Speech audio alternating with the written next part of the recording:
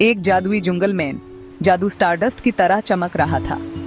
यह जंगल इतना खूबसूरत था कि लगता था जैसे किसी कहानी की किताब से निकला हो। हर कोने में एक नई कहानी छुपी थी और हर पेड़ के पीछे एक नया राज। चमकती हुई नदियां जमीन पर तीर बनाती थी। उनका पानी चंद की हल्की रोशनी को रिफ्लेक्ट करता था। यह नदियां जंगल को दो हिस्सों में बांट देती थी और उनके किनारे पर खड़े होते हुए आपको लगता था जैसे आप किसी सपने में हैं। रोशनी देते हुए फूल विब्रेंट रंगों में खिले थे। उनकी पंखुदियां पुराने पेड़ों की निगरानी में खिल रही थी। ये फूल सिर्फ रात को खिलते थे और उनकी रोशनी से पूरा जंगल जगमगाता था। हर फूल अपनी कहानी सुनाता था और उनकी खुशबू से पूरा जंगल महकता था। ये जादुई जगह दो जुगनू कम्युनिटीज का घर था। ये जुगनू अपनी रोशनी से जंगल को और भी खूबसूरत बनाते थे। उनकी रोशनी से जंगल में एक अलग ही जादू बिखर जाता था। गोल्डन फायरफ्लाइज जंगल के ईस्ट साइड में रहते थे। उनकी रोशनी गर्म और सुकून देने वाली थी, जैसे एक प्यारा सा आग का अंगारा। उनके पंख गर्म गोल्डन लाइट से चमकते थे। जब वो उठे थे तो ऐसा लगता था जैसे सुनहरे सितारे आसमान से जमीन पर आ गए हो। वेस्ट साइड में सिल्वर फायरफ्लाइज रहते थे। उनकी रोशनी ठंडी और शांत थी, जैसे चंदनी रात की ठंडक। वो रात को अपनी कूल सिल्वर ब्लू ग्लो से रोशन करते थे। उनकी रोशनी से जंगल में एक शांति और सुकून का एहसास होता था।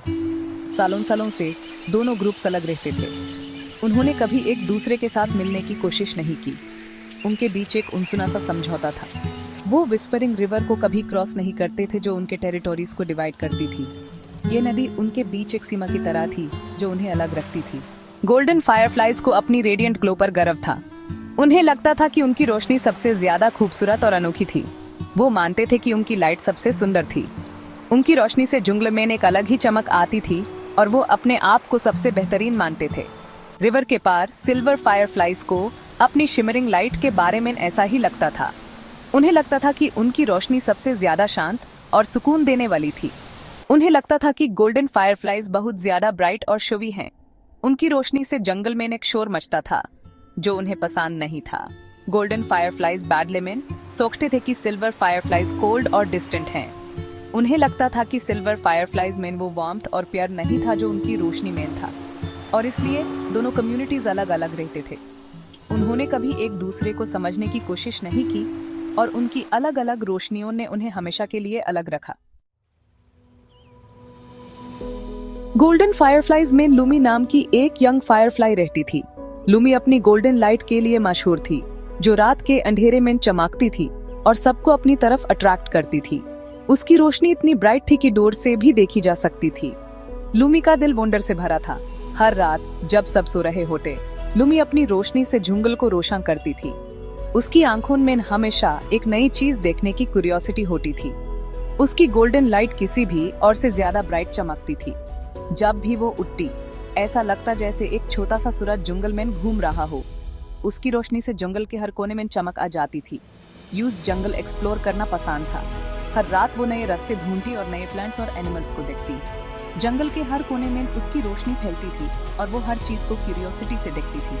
हर नई डिस्कवरी यूज खुशी से भर देती थी। जब भी वो कोई नई चीज देखती, उसकी आंखों में चमक आ जाती थी। वो अपने दोस्तों को अपनी डिस्कवरीज के बारे में बताती और सबको इंस्पायर करती। रिवर के दूसरी तरफ स्पार्क नाम का एक यंग सिल्वर फायरफ्लाई क्यूरियोसिटी से ढूंढता था।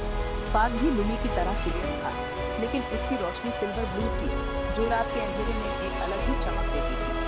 स्पार्क की आंखों में एक मिस्टीरियस ट्विंकल थी और उसकी सिल्वर ब्लू लाइट एक्साइटमेंट से धड़कती थी। वो हमेशा कुछ नया करने की सोचता रहता था और अपने दोस्तों के साथ मजे करता था। वो अपने फेमिलियर मेडोज से आगे निकलना चाहता था।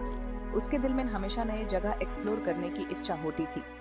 वो सोचता था कि दुनिया कितनी बड़ी और कितनी इंटरेस्टिंग है। वो अपनी आंखों से दुनिया देखने का सपना देखता था। उसके सपने में वो नए जगह जाता, नए लोग मिलता और नए एक्सपीरियंसेस करता। उसके लिए दुनिया एक बड़ी एडवेंचर थी। लूमी अक्सर अपने टेरिटोरी के एज तक उड़ती थी। उसके लिए वो एज एक बाउंड्री थी जिसे वो क्रॉस करना चाहती थी। उसके दिल में हमेशा कुछ नया देखने की इच्छा होती थी। वो विस्परिंग रिवर के पार देखती थी। उसके लिए वो रिवर एक मिस्ट्री थी जिसे वो सॉल्व करना चाहती थी। उसके दिल में हमेशा एक लॉन्गिंग होती थी कुछ नया देखने की। उसके दिल में एक लॉन्गिंग बढ़ती थी, सिल्वर ब्लू लाइट वाले फायरफ्लाइज से मिलने की इच्छा। वो सोचती थी कि वो फायरफ्लाइज कैसे होते होंगे, उनकी रोशनी कैसी होती होगी। स्पार्क भी अननोन की तरफ अट्रैक्ट होता था। उसके लिए अननोन एक एडवेंचर था जिसे वो एक्सप्लोर करना चाहता था। उसके दिल में हमेशा कुछ नया देखने की इच्छा होती थी। वो रिवर बैंक पर चुपके से जाता था और वहां से गोल्डन फायरफ्लाइज को देखता था। उसके लिए वो फायरफ्लाइज एक मिस्ट्री थी जिसे वो सोल्व करना चाहता था। गोल्डन फायरफ्लाइज और उनकी डैज़लिंग ग्लो के बारे में सुनी कहानियों से मेस्मराइज्ड होता था। उसके लिए वो कहानियां एक इंस्पिरेशन थी जिसे वो अपनी आंखों से देखना चाहता था। वो चाहता था कि वो उनसे मिल सके और खुद देख सके कि कहानियां सच हैं या नहीं। उसके लिए वो एक बड़ी एडवेंचर थी जिसे वो अपनी आंखों से देखना चाहता था। एक शाम जब सूरज होराइजन के नीचे जा रहा था, लूमी खुद को विस्परिंग रिवर की तरफ अट्रैक्ट पाया, जहां पानी की हल्की आवाज थी। वो एक घास के ब्लेड पर बैठ गई। उसकी गोल्डन लाइट पानी पर शिमरिंग रिफ्लेक्शंस डाल रही थी, जैसे सितारे पानी में चमक रहे हो। अचानक सिल्वर ब्लू की एक फ्लैश उसकी आंखों में पड़ी, जो उसके लिए एक नया तजुर्बा था। एक young silver Firefly opposite bank पर होवर कर रहा था। वो स्पार्क था, एक अनजाना पर इंटरेस्टिंग फायरफ्लाई। वो स्पार्कलिंग फायरफ्लाइज के ट्रेल का फॉलो कर रहा था। उनकी अनफेमिलियर ग्लो ने उसकी क्यूरियोसिटी को जगाया था, जैसे एक नई दुनिया खुल रही हो। हेलो, लूमी ने पुकारा। उसकी आवाज शाम की हवा में एक सॉफ्ट मेलोडी थी जो रात को और भी खूबसूरत बना रही थी। स्पार्क चूंका हुआ पर इंट्रीग्ड, एक हेजिटेंट हेलो के साथ जवाब दिया, जैसे वो भी कुछ नया महसूस कर रहा हो। उनकी आवाजें अलग होने के बावजूद शेड वंडर का एक नोट रखती थी, जो उन्हें एक दूसरे के करीब ला रही थी। वो दोनों इनकाउंटर से सरप्राइज्ड थे, जैसे एक नई कहानी शुरू हो रही हो। लूमी ने पहले कभी किसी सिल्वर फायरफ्लाई से बात नहीं की थी और ये उसके लिए एक नया अनुभव था। स्पार्क कभी किसी गोल्डन फायरफ्लाई के इतना पास नहीं आया था और ये उसके लिए भी एक नई बात थी। लेकिन उनकी शेयर्ड क्यूरियोसिटी में कुछ ऐसा था जो उन्हें पास ला रहा था, जैसे एक इनविजिबल फोर्स उन्हें जोड़ रही हो। जब लूमी और स्पार्क रिवर के पास बात कर रहे थे, उन्होंने देखा कि आसमान में कुछ बदल रहा था। ट्वाइलाइट स्काई में एक अजीब सी घबराहट थी, जैसे कुछ बुरा होने वाला हो। उन्होंने देखा कि एल्डर फायरफ्लाइज का एक ग्रुप पास में इकट्ठा हो रहा है। उनकी लाइट्स ज्यादा ब्राइट लग रही थी, जैसे वो किसी इम्पोर्टेंट बात पर डिस्कस कर रहे हो। एल्डर्स उनकी लाइट्स विजडम और एक्सपीरियंस से ग्लो कर रही थी, आपस में विस्परिंग कर रहे थे। उनके चेहरे चिंता से भरे हुए थे, जैसे उन्हें किसी बड़े खतरे का अंदाजा हो। विस्परिंग करते हुए उन्होंने अपनी चिंता को एक दूसरे के साथ शेयर किया। उनके एक्सप्रेशन से लग रहा था कि कुछ सीरियस होने वाला है। उनके चेहरे चिंता से भरे हुए थे। एल्डर ग्लो सबसे वाइज, उसकी लाइट डिमिंग ट्वाइलाइट में एक स्टेडी बीकन थी, जैसे वो सबको होप देने की कोशिश कर रहा हो। एल्डर ग्लो गैदरिंग की सेंटर में फ्लटर किया और सबकी नजर उस पर थी। उसकी प्रेजेंस सबको थोड़ा सा कंफर्ट दे रही थी। गैदरिंग की सेंटर में फ्लटर करते हुए उसने सबको एड्रेस किया। उसकी आवाज में एक गंभीरता थी जो सबको सुनने पर मजबूर कर रही थी। मेरे दोस्तों, उसने अनाउंस किया। उसकी आवाज ग्रेव। एक टेरिबल आंधी आ रही है, ऐसी आंधी जैसी हमने पहले कभी नहीं देखी। डार्क क्लाउड्स आसमान में इकट्ठा हो रहे थे और फायरफ्लाइज ने ऊपर देखकर अपनी चिंता को एक्सप्रेस किया। उन्हें अंदाजा हो गया था कि कुछ बुरा होने वाला है। आंधी की खबर फायरफ्लाइज में वाइल्ड फायर की तरह फैल गई। सभी फायरफ्लाइज नर्वस हो गए। उनकी लाइट्स फ्लिकर करने लगी। आंधी की खबर फायरफ्लाइज में वाइल्ड फायर की तरह फैल गई। दर उनकी लाइट्स में फ्लिकर हुआ और सभी ने अपने अपने ग्रुप्स में डिस्कस करना शुरू कर दिया। दर उनकी लाइट्स में फ्लिकर हुआ। उन्होंने ऐसी आंधियों की कहानियां अपने एंसेस्टर्स से सुनी थी, जो पेड़ों को उखड़ सकती हैं, मेडोज को बहा सकती हैं और ब्राइटेस्ट लाइट्स को भी बुझा सकती हैं। उन्होंने ऐसी आंधियों की कहानियां अपने एंसेस्टर्स से सुनी थी, जो पेड़ों को उखड़ सकती हैं, मेडोज को बहा सकती हैं और ब्राइटेस्ट लाइट्स को भी बुझा सकती हैं। यह कहानियां उनके दिमाग में घूम रही थी।